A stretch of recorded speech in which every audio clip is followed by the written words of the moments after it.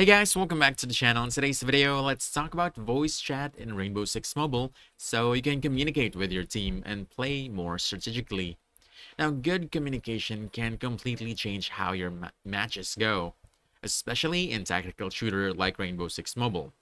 Now, to set it up, you want to open the game and tap the gear icon on the main menu to access settings. From there, head into the audio or voice chat section and make sure voice chat is turned on. You'll usually see two main options: open mic and push to talk. Open mic keeps your microphone active automatically during matches, while push to talk only activates your mic when you press the mic button. Push to talk is generally better if you want to reduce background noise and keep comms clean. If you choose push to talk, you want to go to controls and customize layout to make sure the microphone button is visible on your screen. Move it somewhere comfortable and easy to reach, then tap save.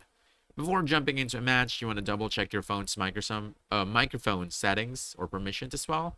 Go into your device settings, find Rainbow Six Mobile, and make sure microphone access is allowed. Once you're in game, you want to simply tap or hold the mic button to speak with your teammates. And for the best audio quality, using headphones is highly recommended to prevent echo and improve clarity. Clear communication leads to better coordination, and better coordination leads to more wins. And that's about it. If you found this helpful, don't forget to hit that like button, subscribe for more quick guides, and I'll see you in the next one. Thanks,